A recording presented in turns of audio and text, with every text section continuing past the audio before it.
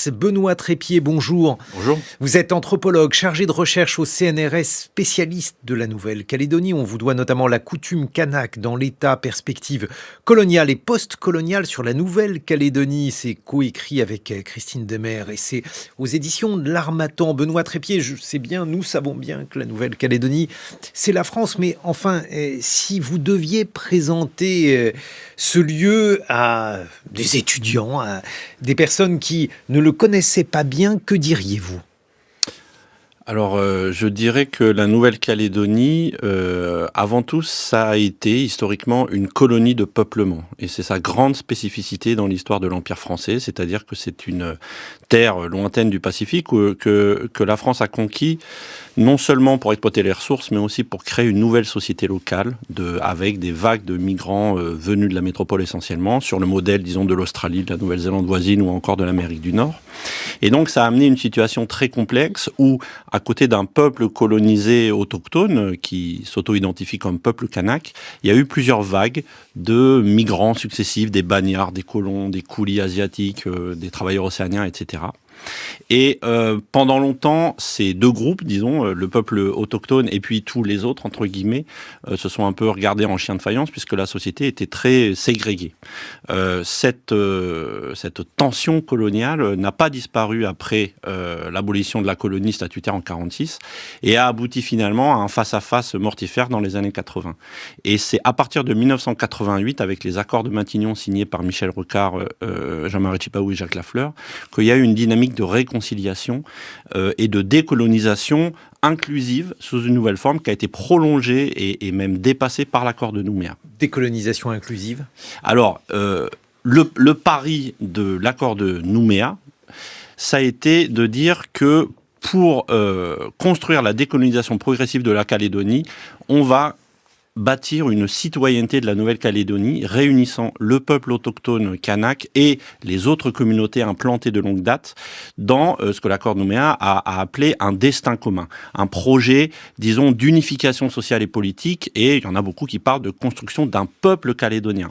Pour le moment, cette construction d'une citoyenneté calédonienne, d'un peuple calédonien, se fait dans la France, mais avec une vocation d'émancipation, sous une forme ou une autre. Voilà. On en est à ce stade.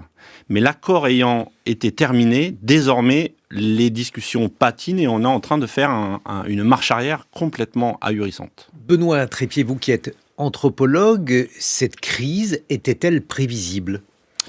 Elle était non seulement prévisible, mais de nombreuses voix se sont élevées depuis 3 ans pour alerter le gouvernement français, sur sa méthode, sur les dangers de sa méthode jusqu'au-boutiste.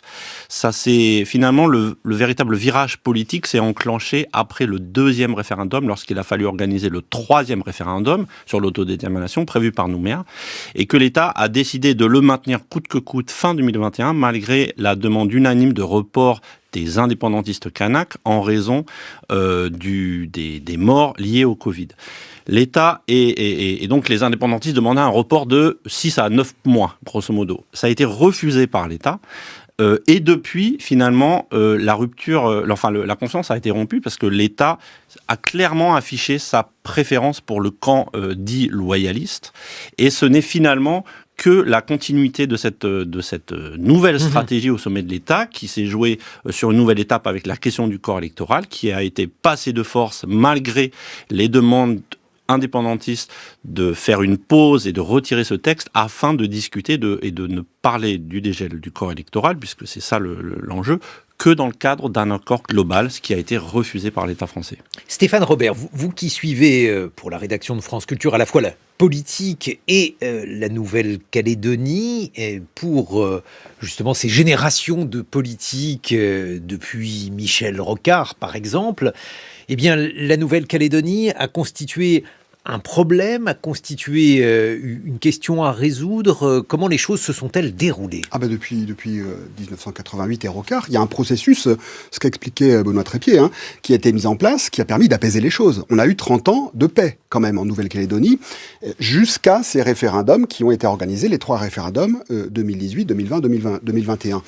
ça a commencé à patiner et à ne pas marcher après le 3e référendum de 2021 qui est imposé par Sébastien Lecornu. Alors il y a déjà une première erreur. Habituellement, il est de tradition depuis Rocard que c'est le Premier ministre qui s'occupe du dossier calédonien.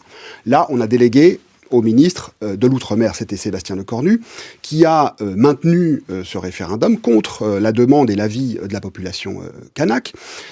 Il y a deux choses. La période était particulière. Oui, il y avait la crise Covid. On sortait, il y avait 200 ou 300 morts en Nouvelle-Calédonie. Il y a une tradition, alors ça, Benoît Trépied le connaît sans doute beaucoup mieux que moi, mais le rapport à la mort de la population de la communauté kanak est très différent d'une autre. Il y a tout un tas de rituels. Et donc, il demandait un délai pour pouvoir enterrer leurs morts. Il y avait aussi politiquement, de la part d'un certain nombre de responsables politiques locaux kanaks, vraisemblablement une crainte du résultat de ce 3e référendum. Parce que on savait très bien que c'est le 3e et dernier, et que ça clôturait les accords de Nouméa. Et donc, s'ils ne l'emportaient pas sur l'indépendance, on mettait un terme aux accords de Nouméa, il fallait tout rediscuter. Donc, il y a eu un refus d'obstacle, en quelque sorte. Donc, il y a les deux choses. Dans quelle mesure la tradition mortuaire de la communauté kanak pèse par rapport aux aspirations politiques et à la crainte du résultat de ce référendum, c'est difficile à dire. Là, je saurais pas dire. Mais déjà, le fait que ce soit le ministre de l'Outre-mer qui gère le dossier, ça, c'était un problème. Ensuite, après ce référendum, il y a eu un appel au boycott. La communauté kanak a suivi ce boycott. Il y a 44% de participation, il y a 56% d'abstention. Quasiment toute la communauté kanak n'est pas allée voter. Ça veut dire que ça a renforcé les partis politiques indépendantistes qui se sont sentis très forts à ce moment-là. Et depuis, il y a eu des tentatives de discussion. À Paris, une volonté de mettre autour de la table toutes les parties prenantes, en même temps l'État français, les indépendantistes et les loyalistes, mais ça n'a jusqu'ici jamais marché. Ça fait 3 ans que les discussions échouent, et là, on veut les régler en 3 semaines, puisque c'est l'appel d'Emmanuel Macron à venir discuter à Paris pour régler le problème en 3 semaines. Ça paraît quand même très, très difficile. Benoît Trépied, vous qui connaissez bien la société néo-calédonienne, comment celle-ci est-elle composée? Les indépendantistes, les loyalistes, qui sont-ils au fond? Que veulent les partis en présence? Je ne parle pas de partis politiques, mais de partis sociaux. Alors, donc là, suite à cette histoire coloniale particulière, à partir des années 70, les Kanaks se sont trouvés minoritaires en Nouvelle-Calédonie, c'est-à-dire qu'ils représentent désormais 40% de la population. Et là est tout le problème, parce que d'un côté, à partir des années 70, les Kanaks ont construit la revendication d'indépendance au nom des droits des peuples à disposer d'eux-mêmes, du droit à l'autodétermination, et en disant clairement, nous sommes les seuls à avoir été colonisés, donc nous sommes les seuls habilités à nous prononcer sur le futur de l'archipel. Face à cette position, l'État français a dit pas du tout, la Nouvelle-Calédonie c'est un morceau de la République française. En République française, un homme égale une voix, donc tous les habitants français de la Nouvelle-Calédonie peuvent voter, peuvent se prononcer. Et c'est l'opposition de ces deux légitimités qui a amené au clash, qui a amené aux affrontements des années 80, à une quasi-guerre civile, à des morts, à des drames. Chacun de ces deux légitimités, finalement, a mis de l'eau dans son vin en créant du compromis. D'un côté, les Kanaks ont dit on accepte de partager notre droit à l'autodétermination, et ça c'est unique dans l'histoire de la décolonisation. On accepte de partager ce droit avec ceux qu'on va appeler les victimes de l'histoire, qui n'ont pas choisi d'être là, qui sont là depuis plusieurs générations et qui n'ont plus d'autre pays que le nôtre, finalement. Et d'un autre côté, l'État a accepter de réduire le corps électoral en disant effectivement il ne faut pas que les Français qui sont arrivés depuis les hexagonaux qui sont arrivés depuis quelques mois ou quelques années participent à ce débat. Mais ils sont nombreux ou on est dans l'ordre du symbolique, Benoît Trépied, parce que on voit bien que ces émeutes donc surgissent avec cette question du dégel du corps électoral. Est-ce que cette question est une question véritable avec des chiffres importants, ou bien est-ce qu'on est là aussi dans une question de symbole? Alors, il y a un problème sur les chiffres, c'est que il y a eu à plusieurs reprises, et encore là pendant les débats, pendant 2 jours à l'Assemblée nationale, les députés ont demandé à de nombreuses reprises à M. Darmanin de faire une explicitation des chiffres. Ce qu'on sait aujourd'hui, c'est que si le corps électoral est ouvert sur les résidents de plus de 10 ans, comme ça a été voté, il y aura 25 000 personnes qui vont rentrer dans le corps électoral spécial pour les élections provinciales, ce qui représente un électeur sur 5. Donc ça bouleverse quand même profondément les équilibres politiques. À l'intérieur de ces 25 000 personnes, il y a grosso modo la moitié de natifs, de gens qui sont nés sur place, sur lesquels il y a déjà un consensus. C'est-à-dire que finalement, le débat porte actuellement sur les 13 000 gens qui ne sont pas nés sur place et qui sont là depuis plus de 10 ans. Le vrai problème, c'est qu'on ne sait pas à 5 ans, à 10 ans, à 15 ans, quels vont être les effets sur le long terme de cette transformation du corps électoral. Est-ce que les identités sont très différentes en Nouvelle-Calédonie? A-t-on affaire à des identités qui masquent des questions donc d'inégalité sociale ou d'inégalité autre? Oui, il y a une superposition très nette, disons, des identités ethniques, entre guillemets, avec les inégalités sociales en Calédonie. Les écarts de richesse en Calédonie sont bien plus importants qu'en France métropolitaine. Et en gros, les plus riches, on sait très bien de quelle couleur ils sont, et les plus pauvres de quelle couleur ils sont. Mais derrière ça, et derrière le contentieux social ou ethnique qui peut apparaître à première vue, le cœur du problème, et c'est un problème colonial. C'est un problème colonial de décolonisation. Donc c'est comment sortir d'une situation coloniale autrement que par la violence, autrement que par l'écrasement d'un camp par un autre, d'une façon ou d'une autre. Et c'est ça qui avait été construit sur l'accord de Nouméa. Et c'est pour ça que le corps électoral n'est pas qu'une question électorale, c'est le fondement de la citoyenneté calédonienne. Mais alors, pour que l'on comprenne bien, Benoît Trépied, Oui. selon vous, quand vous dites que c'est une question coloniale, est-ce que ça signifie que finalement tout cela doit aboutir à l'indépendance de la Nouvelle-Calédonie ?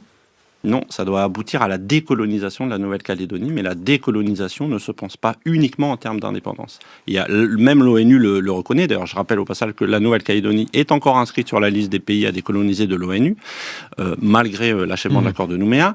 L'indépendance est une forme de décolonisation, mais il y en a d'autres, et en particulier celle que demande le FNKS depuis plusieurs années, c'est ce qu'on appelle une indépendance association, c'est-à-dire ou une indépendance en partenariat, où 2 États souverains nouent un lien très très fort, bien au-delà d'une coopération classique, et donc où finalement la Nouvelle-Calédonie pourrait recouvrer son entière souveraineté, et puis décider librement, dans une discussion avec l'État français, de reconfier une partie de ses compétences, par exemple la justice, par exemple la monnaie, etc.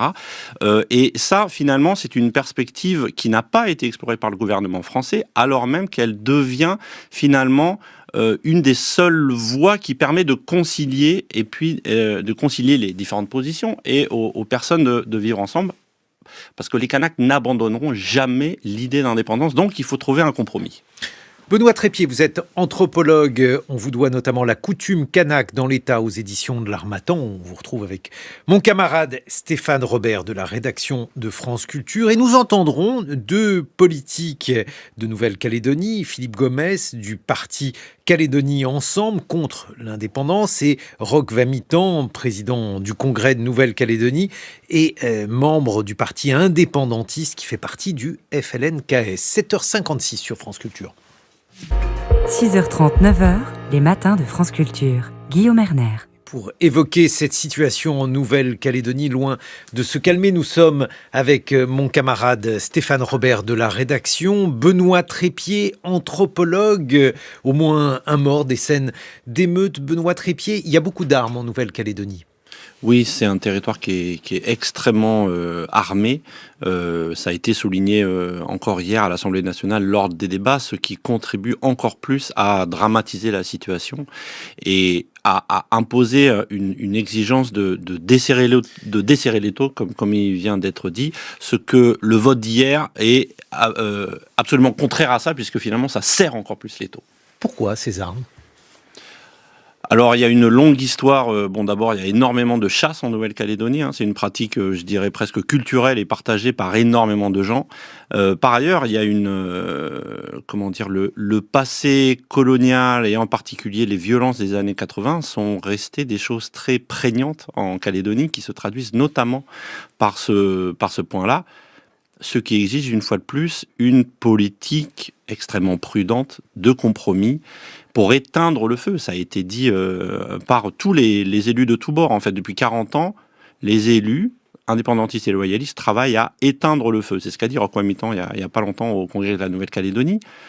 Le drame, c'est que, comme il vient d'être dit, depuis qu'Édouard Philippe finalement a quitté Matignon, le dossier est tombé en désuétude et qu'une stratégie dangereuse de jouant avec le dossier calédonien a été mise en œuvre par Sébastien Lecornu, puis maintenant Gérald Darmanin, et les conséquences maintenant sont tout à fait effarantes.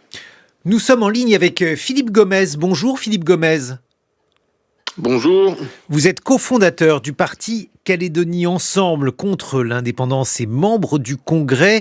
J'aimerais tout d'abord avoir votre réaction à ce qui est en train de se dérouler en Nouvelle-Calédonie. C'est la chronique d'une histoire annoncée. Ce que je veux dire, c'est que depuis le 3e référendum auquel les indépendantistes n'ont pas participé et qui s'est soldé par un taux de participation de 44% seulement, après une année pendant laquelle il n'y a pas eu de dialogue entre l'État et les indépendantistes, après une autre année où le ministre de l'Intérieur a pris le dossier en main pour essayer de faire en sorte que les uns et les autres se rencontrent, on a accepté, on a pris conscience, hélas, d'une montée progressive des tensions, les uns menaçant les autres. D'abord, les indépendantistes menaçant de boycotter les prochaines élections provinciales de manière active, c'est-à-dire en les empêchant. Les non-indépendantistes, d'un autre côté, menaçant, je cite la secrétaire d'État, ex-secrétaire d'État du gouvernement Macron, Sonia Backès, menaçant de foutre le bordel si jamais la loi sur le dégel électoral n'était pas adoptée.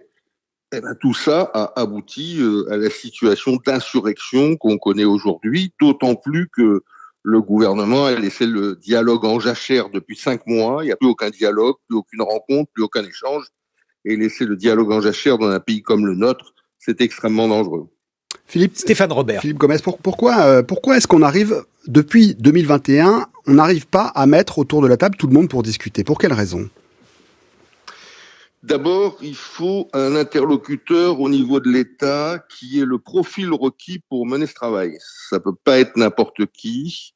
En l'espèce, on a eu des personnalités de très haut niveau qui, à des degrés divers, je pense à Michel Rocard, à Lionel Jospin, à Manuel Valls et à Édouard Philippe, qui ont su trouver les équilibres nécessaires en faisant preuve de la patience nécessaire, de l'écoute nécessaire, de la modération nécessaire pour trouver les équilibres.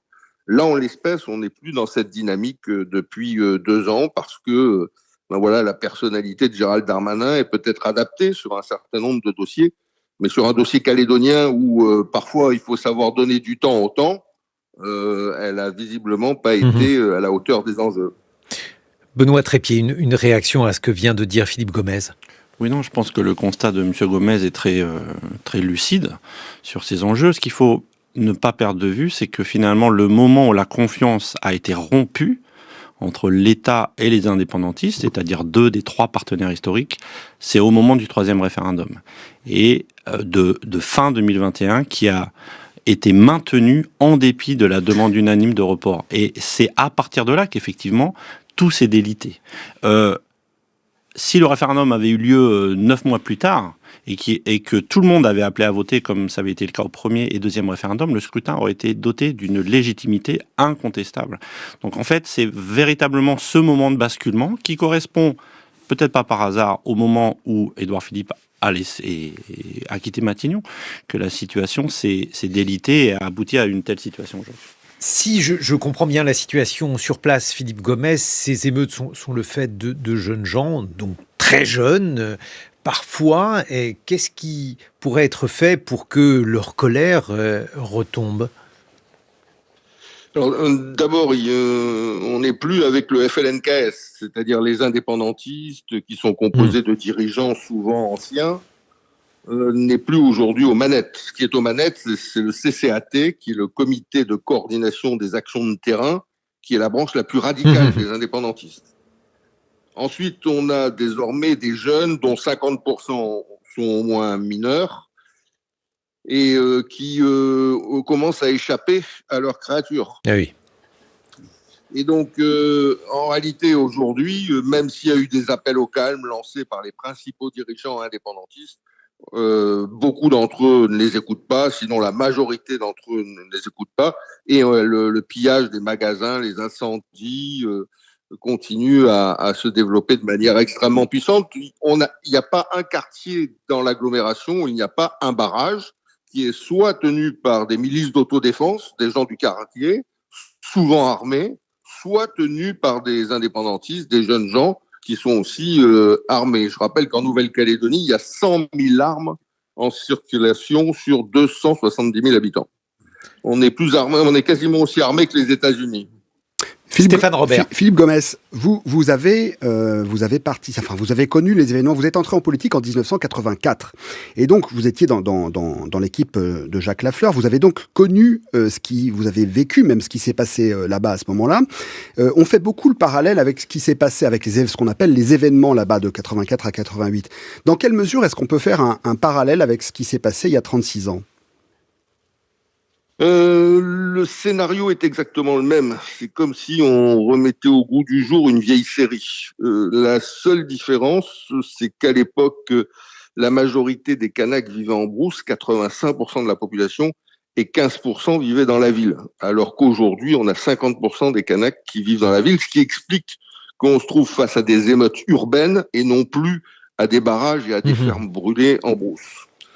Autrement, la dynamique est la même. Il y a une loi portée avec beaucoup de bonne volonté par un ministre qui s'appelait Georges Lemoine pour un nouveau statut.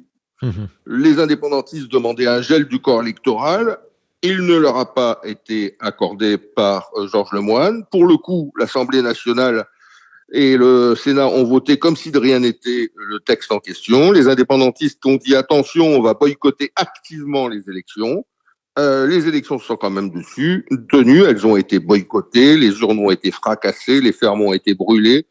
Il y a eu des barrages sur toute la Nouvelle-Calédonie, il y a eu des populations qui ont été déplacées du nord et des îles vers le sud, y compris des populations kanak, d'ailleurs à l'époque, qui n'étaient pas dans le même sens que la majorité indépendantiste. Et puis tout ça, c'est fini 4 ans après, 4 ans de guerre civile larvée, de troubles à l'ordre public par OUVEA.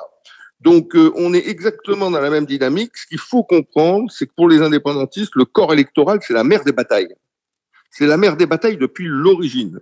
Et qu'ils ne peuvent pas s'empêcher de penser qu'à la sortie, la République française veut une nouvelle fois les diluer dans leur propre pays. Alors, on avait trouvé des équilibres avec les accords de Matignon et les accords de Nouméa. Il faut qu'on retrouve des équilibres, et c'est possible avec les indépendantistes sur ce sujet-là, et puis sur l'ensemble de l'organisation institutionnelle et politique. Mais il faut impérativement considérer que renoncer au dialogue dans notre pays, c'est renoncer au consensus et c'est renoncer à la paix. C'est le triptyque en or, c'est ce triptyque qui nous a permis de vivre 35 ans en paix, et si on ne le respecte pas, aujourd'hui c'est la guerre civile au rendez-vous, et demain la guerre à l'échelle de l'ensemble du pays. Nous continuons d'évoquer cette situation en Nouvelle-Calédonie, une situation qui est loin de s'apaiser. Nous sommes en compagnie de Stéphane Robert de la rédaction. Nous devions joindre Roch Wamitan, qui est président du Congrès de Nouvelle-Calédonie, mais on ne parvient pas dès à présent à l'avoir au téléphone. Et puis nous sommes en ligne avec Philippe Gomes, qui est cofondateur du parti Calédonie Ensemble contre l'indépendance, et Benoît Trépied, vous êtes anthropologue. Une réaction à ce que vient de dire Philippe Gomes? Le constat est tout à fait pertinent et juste sur ce qu'a dit Monsieur Gomes, c'est-à-dire tout le contexte et le renvoi aux événements de 84. Ce qui est complètement improbable et ahurissant, c'est que cette leçon des années 80 avait jusqu'alors été bien retenue par l'État français et les gouvernements successifs de gauche comme de droite. On ne peut pas passer en force sur le dossier calédonien parce que la Calédonie reste une poudrière. Donc depuis 40 ans, on calme le jeu, on discute, etc. Puisqu'on sait qu'il suffit d'une étincelle pour que tout reparte. Cette stratégie de la prudence et du compromis politique a été rompue depuis 3 ans par le gouvernement qui, sur ce dossier, a décidé de passer en force, et malgré les innombrables avertissements, et qui viennent pas seulement des indépendantistes, mais ce que dit M. Gomez est tout à fait lucide aussi en la matière, cette volonté de passer en force, et qui s'est encore vu hier, puisque finalement, ce qui met maintenant le feu aux poudres, c'est d'avoir voté cette loi, à la place de dire on fait une pause, on prend de nouveaux interlocuteurs, etc. Et maintenant, ce matin, M. Macron intime les responsables politiques indépendantistes et loyalistes de trouver un accord, sinon il appliquera la réforme, ce qui de nouveau est une logique de on met un coup de pression, alors qu'au contraire, à ce stade, et depuis 3 ans, il fallait et il faut apaiser la situation. Stéphane Robert. Il y a peut-être deux petites choses qui peuvent expliquer ce que Benoît Trépied vient de dire, là, cette volonté de passer en force. Déjà, c'est une méthode que pratique Emmanuel Macron de façon assez régulière. Il est arrivé au pouvoir en 2017, c'est un coup de théâtre, et il a réussi un coup politique formidable. Et il estime que le passage en force, c'est une méthode qui fonctionne. Et jusque-là, ça a la plupart du temps, effectivement, fonctionné. La deuxième chose peut-être qui peut expliquer ça, c'est que il y a pas de mémoire véritablement politique de ce qui s'est passé auparavant. Les anciens premiers ministres, Édouard Philippe, c'est quelqu'un qui a une longue histoire politique. Il s'est construit dans le sillage d'Alain Juppé. Voilà. Manuel Valls, c'est quelqu'un qui a une histoire politique aussi. Il s'est construit dans le sillage de Michel Rocard. Lionel Jospin, c'est pareil. Il s'est construit dans le sillage de Mitterrand. C'est des gens qui ont une mémoire, qui ont vécu politiquement les choses. Avec Emmanuel Macron, ce qui est arrivé en 2017, c'est qu'il n'y a pas de mémoire politique de ce qui s'est passé auparavant. Donc on a une mémoire livresque, en quelque sorte. On a une mémoire théorique de ce qui s'est passé, mais on ne sent pas véritablement les choses, on ne sait pas véritablement, et on a, je pense, du mal à évaluer les risques qui peuvent être la conséquence des décisions qui sont prises. C'est votre sensation, Philippe Gomez? Vous avez l'impression que la métropole, en tout cas les dirigeants actuels de la métropole, ne comprennent pas les enjeux en Nouvelle-Calédonie? Vous savez, moi, ça fait 50 ans que je fais de la politique et je suis pas sûr encore d'avoir tout compris. Donc, je vais m'exprimer en toute humilité sur le sujet. La Nouvelle-Calédonie, c'est un dossier, un pays, une histoire qui demande du temps pour la comprendre, du temps pour l'appréhender, du temps pour identifier ses contradictions, ses paradoxes, ses insuffisances. Et si on prend pas ce temps qui est pas vraiment à la mode aujourd'hui, puisque c'est la punchline, le buzz et la petite vidéo qui tiennent lieu de politique, on peut pas comprendre ce qui se passe. À la sortie, quand même, on est dans une insurrection urbaine aujourd'hui qui était 1000 fois annoncée, et on n'a pas le 10e des effectifs de police et de gendarmerie nécessaires pour la maîtriser. C'est-à-dire que personne n'a anticipé au niveau de l'appareil d'État que, en réalité, cette loi sur le dégel du corps électoral allait générer des troubles en Nouvelle-Calédonie. C'est dire l'incompréhension du dossier calédonien. Cela étant, rien n'est perdu. Je crois que si on remplit 3 conditions, la première, c'est que le dossier soit traité au niveau du président de la République et du Premier ministre. Il faut impérativement upgrader le traitement du sujet. La deuxième, c'est qu'une mission du dialogue soit créée avec des personnalités incontestables et transpartisane, une mission impartiale. Moi, j'ai notamment sollicité l'intervention de Gérard Larcher, le président du Sénat, les Républicains, et de Yaël Braun-Pivet, la présidente de l'Assemblée nationale de Renaissance. Et puis enfin, un troisième élément indispensable, qu'on nous donne du temps. Si c'est un nouvel oukase en nous disant vous avez 15 jours, si vous trouvez rien, je modifie la Constitution, ça va être la guerre, c'est tout. Et donc, si Emmanuel Macron refuse de passer l'été à essayer de trouver une discussion, un chemin, une négociation, il va devoir passer les 2 prochaines années de son quinquennat dans un contexte qui sera autrement plus rugueux et hélas sanglant pour notre pays, et qui probablement portera une atteinte quasiment mortelle aux relations entre la Nouvelle-Calédonie et la France. Benoît Trépied. Oui, je voulais ajouter, en écho à ce que dit Monsieur Gomez, que cette demande d'une mission d'une dialogue, de reprendre les termes du débat avec des personnalités extérieures un petit peu au dossier, elle a fait l'objet hier d'un amendement qui a été proposé, qui n'a pas été voté par l'Assemblée nationale, et notamment pas par le Parti Renaissance, auquel les 2 députés calédoniens appartiennent, Monsieur Metzdorf, du parti Génération, et M. Dunoyer, du même parti que Philippe Gomez. Donc finalement, là, il y a une tension très forte, puisque la mise en avant d'un calendrier d'une avancée à marche forcée se poursuit, en dépit des risques que cela fait courir pour le futur de la Nouvelle-Calédonie. Donc on est très inquiet. Mais cette décision politique, Stéphane Robert. Cette décision politique d'aller à marche forcée, elle est prise depuis un petit moment déjà. Le fait de nommer Nicolas Metzdorf, rapporteur de ce projet de loi constitutionnel, constitue pour les indépendantistes presque un casus belli. Il est dans le camp des loyalistes et des loyalistes les plus durs, les plus radicaux. Donc c'est vécu comme une provocation par le camp d'en face. Et là, il a été décidé.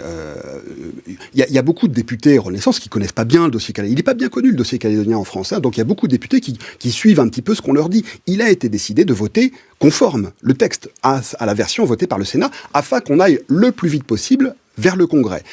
Initialement, c'était prévu fin mai, voire début juin. Et là, Emmanuel Macron dit, bon, j'accepte de repousser quelques semaines, là, ce serait le 17 juin, peut-être le 24, quelques semaines, et en attendant, on va essayer de faire venir tout le monde à Paris pour essayer de trouver une solution. Ça fait 3 ans qu'on essaye, enfin, ou peut-être même 30 ans, diront certains, peut-être Philippe Colaizière à 30 ans, et on n'y arrive pas. Donc en 3 semaines, comment on fait? Moi, je sais pas comment on fait. Là, il y a des morts, il y a des gens, je sais pas comment on les fait rentrer dans leur maison, tous ces émeutiers, tous ces manifestants.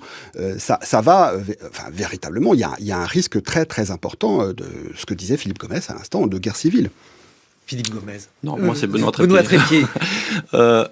J'ajoute que désormais, négocier avec l'épée de Damoclès, que si la négociation en quelques semaines n'aboutit pas, le dégel du corps électoral s'applique, qui est une demande des loyalistes, ça pose un cadre de négociation qui est biaisé. C'est-à-dire que les loyalistes auront beau jeu de dire on n'arrive pas à aboutir à un accord, bon bah très bien, et ben le corps électoral sera dégelé, ça tombe bien, c'est exactement ce qu'on demandait. Ce qui fait que ce contexte de négociation est extrêmement difficile à accepter par le FNKS, parce qu'ils savent déjà qu'ils ont perdu une partie de la bataille avant même le début du dialogue. C'est aussi pour ça qu'il était demandé de ne pas voter cette loi pour rester sur une position équilibrée en vue de la négociation. Là, ça va devenir encore plus difficile. Alors, et effectivement, comme vous le dites, si ça se joue sur quelques jours ou quelques semaines, alors que c'est la paix sur plusieurs années, voire plusieurs générations qui est en jeu, mettre ces 2 points dans la balance, c'est, à mon sens, assez irresponsable. Philippe Gomez, là aussi, oui, nous vous écoutons. Oui, non, pour compléter ce qui vient d'être dit, le dégel du corps électoral est possible. Ce que je veux dire, c'est que les indépendantistes sont pas arc-boutés sur l'idée on gèle le corps électoral jusqu'à ce que mort s'en suive. Mais le dégel doit s'inscrire dans une double exigence. La première exigence, c'est celle qui est avancée par les non-indépendantistes comme moi, qui est une exigence démocratique. C'est-à-dire qu'au bout de 10 ans que tu es dans le pays, tu dois pouvoir voter aux élections provinciales. Et en même temps, il y a une autre exigence qui est l'exigence de faire peuple, puisque quand tu votes, tu es citoyen calédonien. C'est la seule partie du territoire de la République qui a une citoyenneté qui est propre. Donc comment tu réponds à la fois à l'exigence démocratique et à la nécessité de continuer à faire peuple à partir du moment où ces 10 années ne sont pas la seule condition, mais où tu as, à partir de cette durée de résidence, également acquis ce qu'on appelle les intérêts matériels et moraux. Tu as acheté une maison en Nouvelle-Calédonie, tu t'es marié à un conjoint calédonien, tu as eu des enfants en Nouvelle-Calédonie. Enfin, tu as fait de cette terre la tienne. Donc, à partir de ce moment-là, il y a un point d'atterrissage avec les indépendantistes sur le dégel du corps électoral. Et puis, l'autre point d'atterrissage, c'est que ça peut pas être tout seul dans son coin, le dégel du corps électoral. Le dégel du corps électoral doit s'insérer dans un accord global qui embrasse l'ensemble des sujets politiques, institutionnels et économique du pays, qui a vocation à se substituer à l'accord de Nouméa et qui a vocation à être constitutionnalisé dans le cadre d'un consensus. C'est ça la trajectoire dans laquelle on doit s'insérer et pas une autre. Or, c'est pas la trajectoire qui a été choisie. Les indépendantistes ont une part de responsabilité dans cette affaire, leurs atermoiements, leur rivalité interne, les oukases qu'ils ont pu poser à certains moments de l'histoire. Même si on pouvait considérer qu'il y avait certaines justifications, ils ont été très loin, ce qui a conduit aussi le processus à s'enliser. Ils ont une part de responsabilité dans l'enlisement. Benoît Trépied, un mot de conclusion. Oui, ça me paraît tout à fait pertinent ce qui vient d'être dit, parce que de fait, d'une part, les indépendantistes ont sont effectivement d'accord pour parler du corps électoral, mais pas en préalable à la discussion, comme ça vient d'être imposé par l'État français, mais au contraire dans un cadre général. Et puis parce que cette question du corps électoral, comme j'ai dit au début, n'est pas qu'une question de politique, de scrutin pour les prochaines provinciales. C'est un espèce de code de la citoyenneté néo-calédonienne qu'il faut réinventer. Et donc ça demande du temps, du calme, pour se poser et pour continuer à promouvoir cette forme, encore une fois, unique dans l'histoire de l'humanité, de décolonisation dans une citoyenneté calédonienne, dont on repense les contours comme toutes les citoyennetés du monde, qui inclut le peuple kanak colonisé et les autres communautés et les gens qui sont là depuis un certain temps. Ça ne peut se faire que dans un climat apaisé, serein, avec une réflexion plus large sur qui, comme ça vient d'être dit, qui fait partie de cette terre et qui n'en fait pas partie. Et c'est une réflexion normale, logique, qui pourrait être menée à son terme si l'État n'avait pas décidé de passer en force, alors que les indépendantistes ont demandé, et pas seulement les indépendantistes, comme vous pouvez le voir, M. Gomez dit exactement la même chose, ont demandé à débattre de cette question sensible dans une discussion plus large sur le futur du pays. Dernier mot, Stéphane Robert. Il y a une chose dont on n'a pas du tout parlé et qui mériterait qu'on en parle, parce que ça ne va pas favoriser l'apaisement de la chose, c'est la situation, le contexte économique dans lequel ça se déroule. Il y a une crise économique en Nouvelle-Calédonie considérable qui est liée à la crise du nickel. C'est des dizaines de milliers d'emplois qui sont concernés. Il y a une concurrence chinoise et indonésienne sur le nickel qui fait que les 3 usines de production de nickel en Nouvelle-Calédonie ne sont pas rentables. On a des dizaines d'emplois, des dizaines de milliers d'emplois qui sont menacés. C'est dramatique. Ça va pas ajouter à l'apaisement de la situation. Merci Stéphane Robert de la rédaction. Merci Benoît Trépied. La coutume kanak dans l'État, c'est le livre que vous avez coécrit avec Christine Demers aux éditions de l'Harmattan. Et merci Philippe Gomez d'avoir été en duplex avec nous. Je rappelle que vous êtes cofondateur du parti Calédonie Ensemble.